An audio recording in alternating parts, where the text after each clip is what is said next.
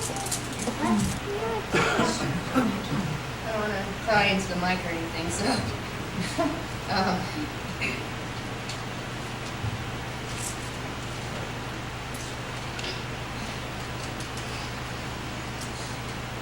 Thank you guys for coming.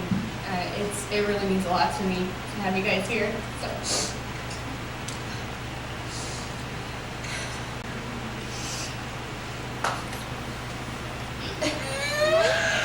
I thought of you today. That is nothing new. Thought about you yesterday. And the days before that too.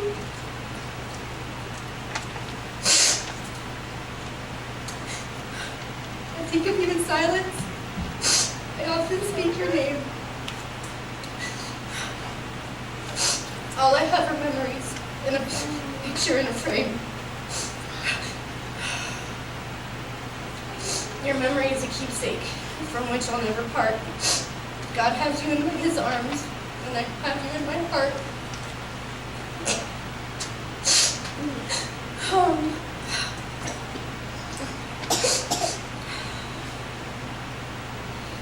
My parents were very loved, and they'll be very missed by many people. And touched the lives of many people, both near and far, and they did their best with me. Their lives were tough, probably not as they had planned. They stayed together and they rolled with the punches. My mother's been gone for about 4 years now. She was so charismatic and made life-lasting friendships and passed that on to me. My mother was my rock. She kept me in line, as my husband can contest. I thought losing her was the worst way someone could lose a parent, when I was wrong.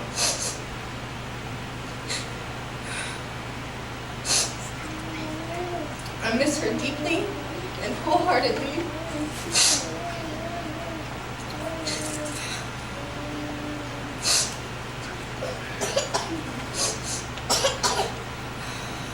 But I know she's in a better place because I dream of her often. She looks wonderful, by the way. She looks real good. My mother taught me strength and how to hold on even through the toughest of times. I saw that with her and my dad. I believe my daughter Sadie was granted me from the good Lord to help with my sadness. She has shown me so much sunshine through all the rain. My father talked to her about angels and how Grandma was with them. She says that Grandpa is now with Grandma in her house in the sky with all the angels. My father was never ready for the day he would lose my mother. And because of that, we waited to have the service and spread her ashes. Father never dealt with my mom's passing, hid his pain behind a concealed door all these years. My father became my new rock. I tried to build a strong relationship with him like I had with my mom. I never would have expected things to end like this. I'm deeply saddened and hurt that he wouldn't let me help him. I needed him more than he would ever know. But I learned from my father's understanding. He helped me become the mother I am today by offering guidance on how to treasure time with my daughter and not let the stress of everyday life interfere with that. He always told me that it doesn't matter what you have going on in life, even for a 3-year-old. That's all that matters. If it's one thing I have learned collectively from both of my parents, is to keep putting one foot in front of the other and stay together as a team, through thick and thin, no matter what. I am so thankful to have had such wonderful parents. I'm also thankful to have such a caring family to help with such a difficult time. I love you to the end of time, Mom and Dad. I'll always be your little girl.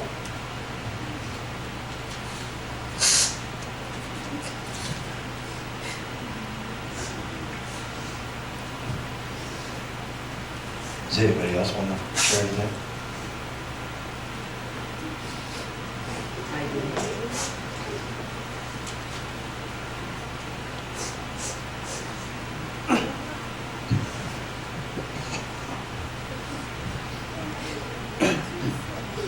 Vita. Her and I had so many firsts. I remember the night they came out with the scratchers. We stayed up till midnight, and off we went, hit the stores all through Orange County. I think we won about $2.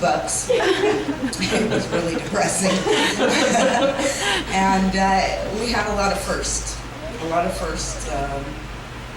know, when my mom passed away, Vita was there for me, and she drove me up here to San Bernardino to spread my mom's ashes. And you know, Vita had a sense, and I don't know if anyone believes this, it's the strangest thing, but I remember it was on a Wednesday, well, no, a Thursday, I'm sorry, it was on a Thursday, we were down here in San Bernardino, me, Tony Jr., and Vita, visiting my mom, and Vita was in the car with Tony Jr., and I was over talking to my mom, and I came walking over, and she's standing outside the car. And I'm like, Vita, what are you doing? And she says, I saw an angel. And I said, what? And she said, I saw an angel out there, you know, by your mom's door. And I said, well, all right, you know. But she was standing outside of the car because, you know, she thought maybe it was the window at first. Well, that was the last time I ever saw my mom. You know, she was killed that Sunday. And had she told me that later, I wouldn't have believed it. But she told me before it happened. You know. And she always had that type of sense, you know. She said to me, I knew if I left, Jane would pass away, you know. And, you know, Misty said that the recipe for the lasagna and told me what was in it. And I said, well, hey, that came from me, which came from Jane. You know, it was Jane's recipe originally. And, when I first moved into the house with Al and Alice, I had to sleep with Vita. And she snored terribly. And we had to sleep in a twin bed, and neither one of us were really that small to sleep in that twin bed, you know. But I remember, you know, because we worked together, DJ and Vita, and I burnt that poor girl's hair so many times, and I burnt her head with curling iron. She'd have burns all over her head right here. You know, we'd spend hours playing cards, and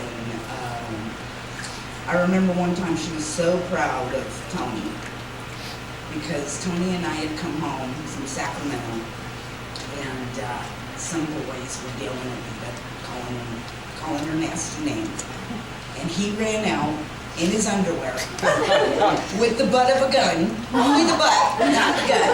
And she just loved that her big brother protected her. You know, he went chasing after him in his boxers. And when we would drive down the street, he would be like, oh, Jim, look, that guy's looking at me, that guy's looking at me. He was never looking at me. It was always Vita. It was always Vita. It was always, he's looking at me. I'm like, okay, Vita. You know, it was always Vita. And always, you know, and when her and I sat and talked to my mom one time, my mom said, Kim, if you have a little girl, I want you to name her Misty Renee. Well, Andy was a boy. And so Vita came to me and said, I'd be honored, you know, would you let me name my child Misty Renee if it's a girl? And I said, yeah. You know, that's fine. So that's where your name came from. That's my mom. And when my mom passed away, she only had 5 photos in her wallet, and one was your mom. Because she really did, you know, love your mom. Your mom loved her. And I don't know if you still have the Stein. There was a Stein, unicorn Stein. I bought her that Stein the day we took my mom's ashes. Inside of it, I found a letter that she had written me, and it said, read this in case I should pass away. And told me how proud she was of me. Oh, she was. Yeah. She was.